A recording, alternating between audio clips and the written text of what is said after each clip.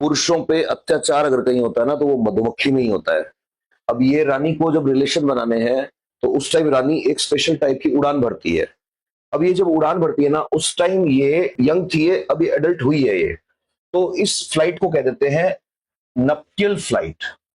अब ये जो नप्टियल फ्लाइट है इसमें क्या करेगी, जो फीमेल है, जो क्वीन है, वैसे तो फीमेल ये मजदूर भी है लेकिन ये तो रिलेशन बना ही नहीं सकती क्योंकि इनको तो नेचर ने बनाया ही इसलिए कि तुम तो मजदूरी करो जिंदगी भर।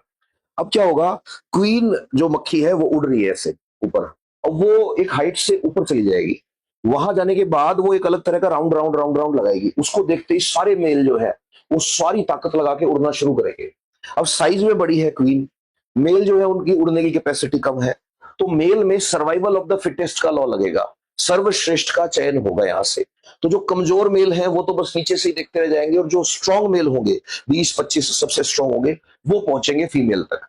अब उनमें भी सबसे स्ट्रांग है वो फीमेल के पास जाएगा और फीमेल के साथ रिलेशन बनाएगा। फीमेल के साथ रिलेशन बनाते टाइम जैसे ही वो अपने स्पर्म फीमेल में छोड़ेगा तो उसका जो एंडोफेलस होता है, जैसे मेल के अंदर पेनिस होता है ऐसे मेल मक्खी जो होती है उसके अंदर एंडोफेलस नाम का ऑर्गन होता है। तो फीमेल जो है उस टाइम पे उस वो जो फिजिकल रिलेशन उनके अंदर बन रहा है उस टाइम पे फीमेल ऐसे रिएक्ट करती है कि उसका एंडोफिलस यानी उसका पेनिस और उसके पेट को उखाड़ लेती है ऐसे। तो यानी मेल ने स्पर्म डाला फीमेल में और मर जाएगा वो तुरंत। ऐसे एक हो गया, फिर दूसरे के साथ रिलेशन बनाएगी, फिर तीसरे के साथ। अभी जो नप्टल फ्लाइट है ये तब तक चलेगी जब तक उसको अप्रोक्सीमेटली 1 करोड़ स्पर्म नहीं मिल जाते। 1 करोड़ स्पर्म लेने के लिए बहुत सारे मेल है जिनकी जान जाएगी।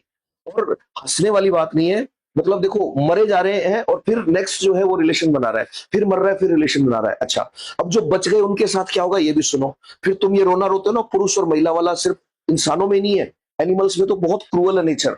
अब क्या हुआ, इंसानों में तो फिर भी हमने लॉ बना लिए।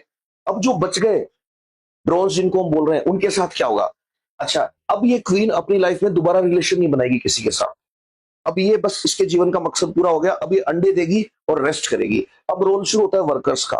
वो अपनी बॉडी की सफाई करना भी बंद कर देती है ये होने के बाद, ऐसे पसर जाती है। वर्कर जो है वो सेवा करेंगे उसकी, उसके लिए वही खाना ला रहे हैं, वो जो तुम कहते हो ना सारे काम वो कर रहे हैं। अब मेल जो है उनके साथ क्या होगा, अब सर्दी आएगी।